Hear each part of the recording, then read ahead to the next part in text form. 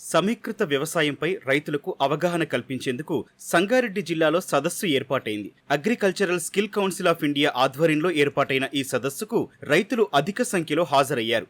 దేశవ్యాప్తంగా పెద్ద ఎత్తున వ్యవసాయ రంగంలో ఉన్న నైపుణ్య కోర్సులను అభివృద్ధి చేసేలా ప్రాజెక్టును చేపట్టింది. అడిలైడ్ విశ్వవిద్యాలయం, స్కిల్స్ ఇంపాక్ట్ మరియు ఇతర ప్రసిద్ధ భారతీయ, ఆస్ట్రేలియన్ శిక్షణా సంస్థల భాగస్వామ్యంతో ఈ ప్రాజెక్టును అమలు చేస్తున్నారు. ఈ ప్రాజెక్టు ప్రాథమికంగా రెండు దేశాల మధ్య ఆలోచనలు, నైపుణ్యం పరస్పరం పంచుకోవడంతో వ్యవసాయాన్ని ముందుకు తీసుకెళ్లే ప్రయత్నం చేస్తున్నారు. మన దేశంలో అవలంబిస్తున్న సాంకేతిక నైపుణ్యాలను ఆస్ట్రేలియా ప్రతినిధులు తెలుసుకుంటున్నారు. ఆస్ట్రేలియా ప్రభుత్వ విద్యాశాఖ ద్వారా ఈ చొరవ చూపుతున్నారు. దీనికి ఆయా ప్రాంతాల్లో శిక్షణా కేంద్రాలను ఏర్పాటు చేసి రైతులకు వ్యవసాయంపై అవగాహన పెంచుతున్నారు. National skill foundation of India అంటే దాన్ని షార్ట్గా NSFI అంటాము. ఇది గురుగ్రామ్ నుంచి పనిచేస్తోంది. మేము మన పల్లెటూళ్ళలో విమెన్కి ముఖ్యంగా వాళ్ళు ఏ విధంగా వాళ్ళంతట వాళ్ళు వాళ్ళ కాళ్ళ మీద నిలబడాలి అని చెప్పి మేము women entrepreneurship, women empowerment programs మేము చేస్తాము త్రూ అవుట్ ఇండియా.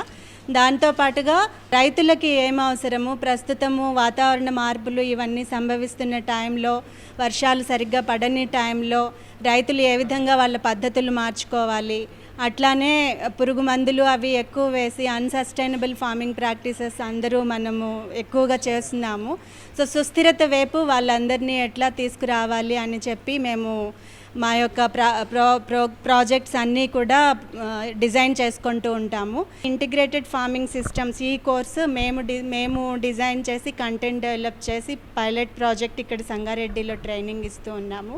ప్రతి కోర్స్కి ట్రైనింగ్ కంటెంట్ డెవలప్ చేయడానికి, తర్వాత ఇట్లా పైలట్ ట్రైనింగ్స్ డెలివరీ చేయడానికి కూడాను ప్రతి ఒక్క NGOతో కానీ లేదా అటారీ KVKస్తో కానీ ఒక ఆస్ట్రేలియన్ కౌంటర్ పార్ట్ అసోసియేట్ అయి ఉన్నారు. వాళ్ళు అక్కడ స్కిల్ సిస్టంలో అక్కడ రీజనల్ ట్రైనింగ్ ఆర్గనైజేషన్స్ అని పిలుస్తారు అక్కడ వాటిని. సో వాళ్ళతో కలిసి మేము పనిచేస్తూ ఉన్నాము. సుస్థిరం అంటే పాడి పశువులు ఉండాలి, కోళ్ళు ఉండాలి. సుస్థిరం అప్పుడు సాధ్యమవుతుంది. పశువుల పేడను తీసుకొని నేలలో ఈ ఫర్టిలైజర్ని తగ్గించి పశువుల పేడ వేయడం వలన నేల సాంద్రత పెరిగి నేల ఆరోగ్యంగా ఉండి మంచి పంటలకు అనుకూలంగా సహకరిస్తుంది. కాబట్టి ఈ సుస్థిర వ్యవసాయం ఈ సూచనలు మాకు ఎంతో లాభసాటిగా మెలకువలు చెప్పారు. పురాణ పద్ధతిలో ఒక 20-30 సంవత్సరాల కిందట ఆర్గానిక్ కూరగాయలు ఎట్లా పండిస్తుర్రో అదే విధంగా పండియాలి. పురుగు మందులు వాడడం వల్ల నరాల వ్యవస్థ, కంటి చూపులు అవన్నీ ఎట్లా ప్రాబ్లం అవుతాయో అన్నిటి గురించి మాకు అందజేసిర్రు. పర్మాకల్చర్ అంటే వ్యవసాయం అనేది తక్కువ, కానీ మన సంస్కృతి అనేది చాలా గొప్ప. సంస్కృతి విడిచి వ్యవసాయం లేదు. మనం వ్యవసాయం చేస్తున్నాము, సంస్కృతిని విడిచిపెట్టినాం. మీ వ్యవసాయం ఏమైనా చేసేది ఉంటే ఏ పని చేసినా మన సంస్కృతిని గుర్తు చేసుకోవాలి, ఆ పని చేయాలనేది పర్మాకల్చర్ గురించి పర్మాకల్చర్ చెప్తుంది. మనం అటువంటి హక్కును ఉంచుకోవాలనుకుంటే భూమిని పాడు చేయకుండా చేసే వ్యవసాయం దిక్కు మనం పోవాలనేది మన పర్మాకల్చర్ మాట్లాడుతుంది.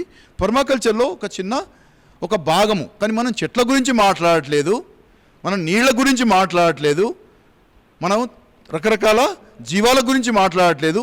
ఇవన్నిటిని మాట్లాడిన రోజే నిజంగా అది వ్యవసాయానికి తోడ్పడుతుంది. అటువంటి వ్యవసాయం గురించి మాట్లాడిన రోజు నిజంగా మనం మానవులుగా గుర్తించబడతాము. మనకు ఆహారం అనేది దొరుకుతుంది.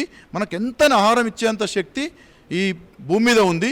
భూములలో ముఖ్యము రకరకాల భూములు ఉన్నాయి. అవి భూమి మీద మొలిచేటి అని ఫస్ట్ చెట్లను కాకుండా మీరు వ్యవసాయం చేస్తే మీ మనుగడ చాలా కష్టమవుతుంది.